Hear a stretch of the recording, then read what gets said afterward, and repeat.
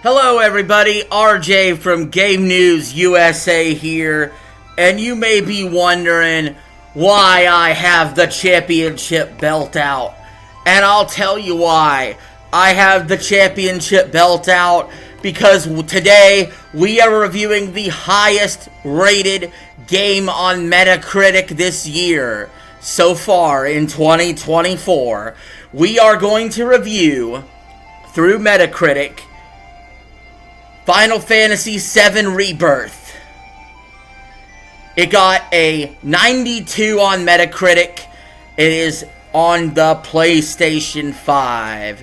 So without further ado, we're going to get into it. But first, please remember to hit the subscribe button, like, and share the video.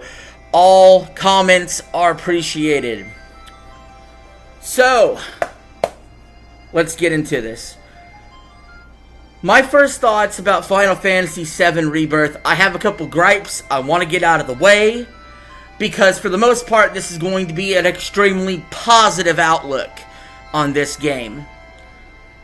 However, first and foremost, we have to acknowledge the elephant in the room, and that is that Final Fantasy VII Rebirth did not meet sales expectations for Square Enix or Sony. It vastly underperformed their expectations, despite the fact that it seems like a really good game. You may be wondering, how did this happen?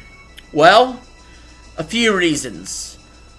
I thought it was a horrible idea for Square Enix to break up the Final Fantasy VII Remake into 3 parts. That is not what the fans wanted. That is not what the fans asked for. It could have been one package. On the bright side, people get to enjoy 3 different games. However, since it is a game that they're kind of all tied together, it doesn't really work like a traditional sequel. You're going to have less people that buy Rebirth than bought the original Final Fantasy VII Remake, and less people who buy the 3rd game than bought the 2nd game. Because you're not going to play, typically you're not going to play Rebirth, and you're not going to play the 3rd game that will come out one day before you enjoy the 1st game. Also, we know for a fact that this being locked on the PlayStation 5 decreased its sales potentials. We know if it was on Xbox and other platforms that it would have sold more copies. Thus, that's why Square Enix is changing their business strategy for the better, in my opinion, by extending their franchises to other console makers more than just giving PlayStation exclusive after exclusive. Sony couldn't come with the bag, and Square Enix wants that cash. So, now that I've got the negatives out of the way, I have several positives to go over when it comes to Final Fantasy VII Rebirth. And we're going to look at all that through the Metacritic reviews. So, Attack of the Fanboy gave it a perfect score. By the way, there was 143 reviews from the critics. All 143 were positive. Attack of the Fanboy gave it a perfect score, saying, Final Fantasy VII Rebirth evoked all kinds of emotions in me. Made me see my low-poly childhood friends as real people, and allowing me to once again be part of grandiose, fate-challenging, God-defying adventures that I haven't experienced since the PS1 days. Wow, the original kind of catching strays a little bit, knocking the graphics.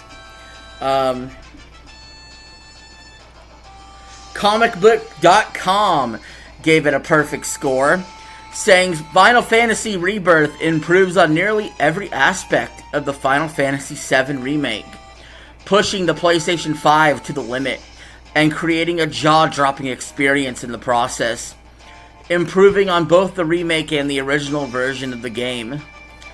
It's questionable. I mean, did you guys like Final Fantasy VII, the original, better, Final Fantasy VII Remake, or Final Fantasy VII Rebirth the most?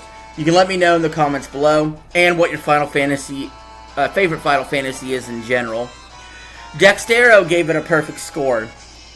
This is Game of the Year material, An exceptional follow-up to a revered first entry. It handles that beloved material with care, while still establishing its own new voice, making for a stellar sequel. This is Game of the Year material, and an exceptional follow-up. Wow, I would have to say that's a pretty kiss-ass review, but he's not wrong. It is the highest Metacritic score this year. Like I said, that's why we had to bust out the championship belt. I'm thinking and hoping something will dethrone it. I mean, this year has been kind of weird for gaming. I mean, a lot of people are revisiting their backlogs. We're waiting on Microsoft to drop games. We're waiting on Sony to drop games. We know Nintendo's on its last leg before its new system.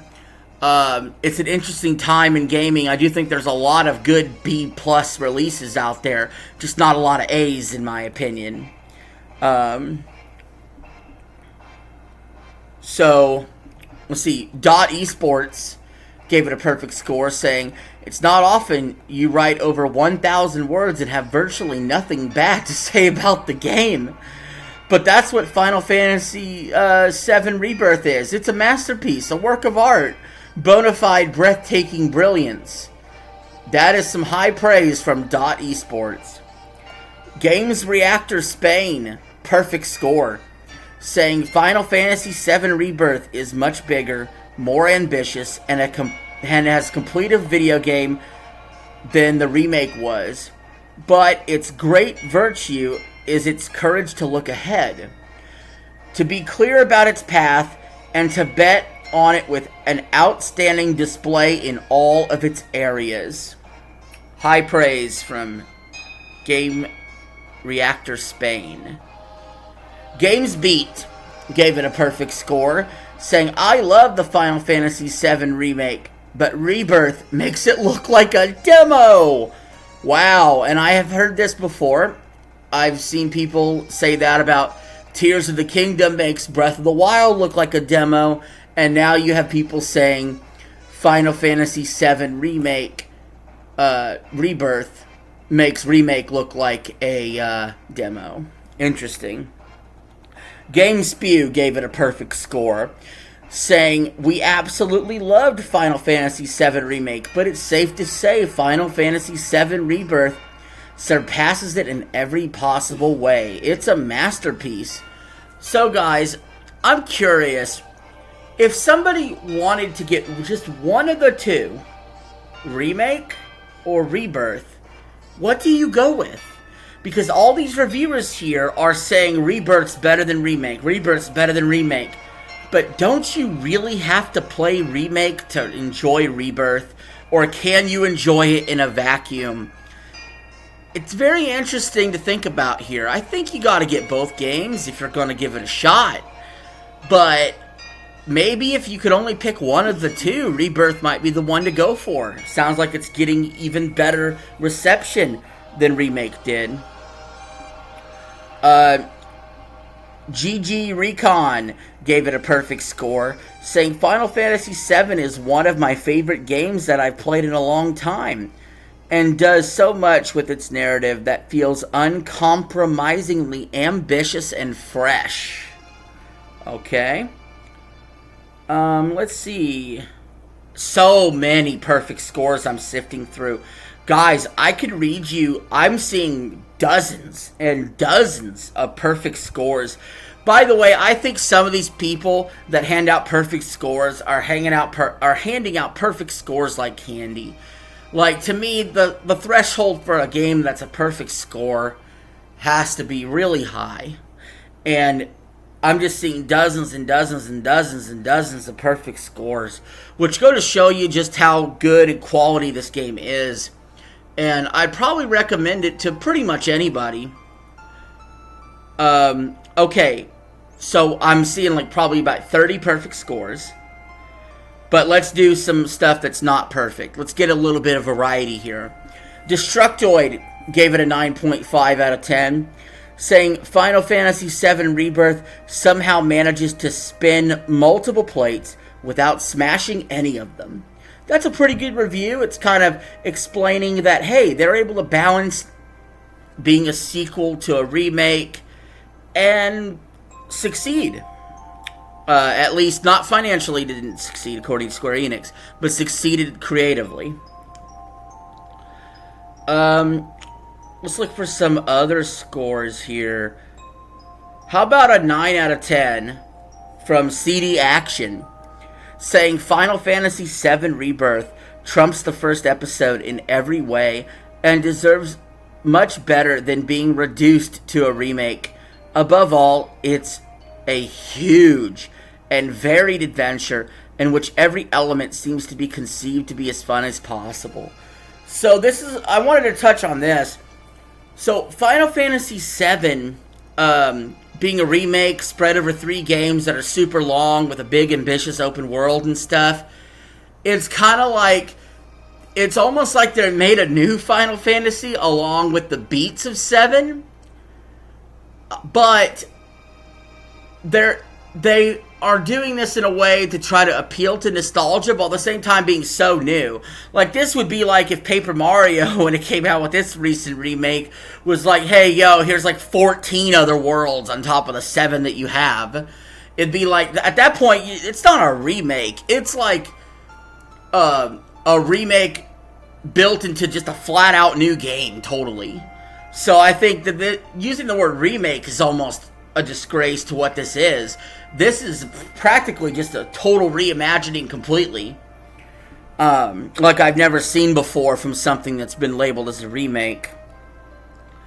GamePro Germany gave it a 9 out of 10, saying Final Fantasy VII Rebirth expands the original story in a meaningful way and surpasses remake in all aspects. Okay, we're hearing a lot of that. Games Radar Plus said Final Fantasy VII Rebirth delivers all the charm of the remake while making the needed improvements to side content to ensure the original step-out moment is one worth taking.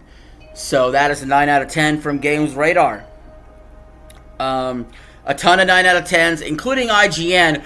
I gotta give respect to IGN. They do not hand out 10s like candy. I believe they haven't handed out a single 10 this year. They are the industry leader. What they say matters a lot, despite some of their problems that fans have with them.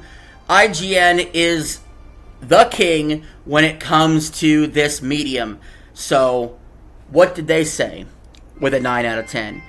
They said, Final Fantasy VII Rebirth impressively builds off of what remake set in motion, has both a best-in-class action RPG full of exciting challenge and depth, and an awe-inspiring recreation of a world that has meant so much to so many for so long. It took 82 hours to finish the main campaign, they said. That is some beefy, meaty content. If all 3 games are about 80 hours to complete, you're looking at almost 300 hours of gameplay there out of a game that definitely did not take that long back in the 90s. That's kind of nuts in of itself. The Gamer gave it a 9 out of 10. It's funny when I do these reviews, by the way, that I always notice different reviewers than other games, and seeing the different ones is kind of fun.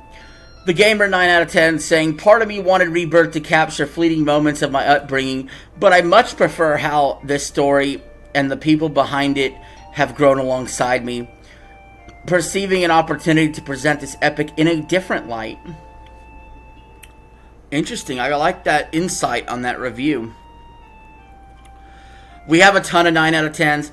There's probably more 9 out of 10s here than the 10 out of 10s. It got a 92, so it's to be expected. Let's get some 8 out of 10s in here. Apologize for the video going long. I'm really enjoying doing this. Eurogamer, an 8 out of 10. Rebirth is a playful take on an emo classic. I don't know what they quite mean by that. That's bloated but full of characters in a bid to justify its own existence. That sounded fairly negative for an 8 out of 10 from Eurogamer. They're like shitting on the game and they're giving it an 8 out of 10. So, I don't know. That's not how I would ever describe an 8 out of 10. I would always say an 8 out of 10 is good. Like, 8 out of 10 I would recommend to buy, even. Let alone play. I would never, like, disparage an 8 out of 10 that badly like they just did. Like, if you're gonna say that, give it at least a 6, people. Eurogamer Germany said, Rebirth is a successful remake between nostalgic memory and sequel with a strong combat system, an extensive adventure with small flaws. 8 out of 10 from Eurogamer Germany, who seemed to do a better job than the other Eurogamer about describing its review. The New York Times, 78 out of 100, says Square Enix has built a world that is really beautiful, filled with pleasurable diversions, but the contrast between the pleasure of playing Final Fantasy VII Rebirth and the dourness of its plot often ends up confusing things. It's less apocalypse now than apocalypse later. And I can't believe I'm saying that, but a 78 is the lowest score of this game on Metacritic. When that's your floor, you've definitely done something right. I kind of want to look at the user score real quick, if we can, before we get out of here. Because sometimes the users feel differently than the critics, and I do want to highlight the users every now and then. I want something negative we can talk about. Well, the user score is a 9.0, so that's very close to the 92 of the critics. But I am going to end this on a negative note. I want to read someone who decided to give it a 4 from the users. Vic Sakai gave it a 4 out of 10, saying, why so many mini-games? Why didn't they use the effort they had making mini-games to complete the story instead of making a part 3? Okay, see, that is a valid point. This guy's basically saying, hey, you're milking this. And you know what? Square Enix is like, we were trying to milk this. You all didn't buy it as much as we thought. But now they're stuck where they gotta make the third game. But they're probably thinking now that they're doing a multi-platform strategy. Maybe we could sell more on other consoles now. And we could also repackage Remake and Rebirth. You know, with the new one, has a trilogy maybe as a full release for like the PS6 and the next Xbox. And hopefully that works out for Square Enix. And that's probably when I will actually play Remake, Rebirth, and the third game, is all together in a package. And because full disclosure, I have not played it. It looks like an 8 out of 10 to me. I don't know if I would give it a 9. But I haven't played it, so I can't give a score, in all fairness. I just wanted to give an overview of what everybody thought as much as possible. I'm not going to go through all 143 reviews by the critics that were all positive. I'm not going to go through all the user score reviews. This was a rather lengthy video for what I usually do for these kind of review videos, but I just wanted to emphasize the fact that, hey, this is the highest rated game this year so far, and if it gets dethroned, I will be the first to let you know. Thank you all for watching the video. Have a good one. Peace. I'm out.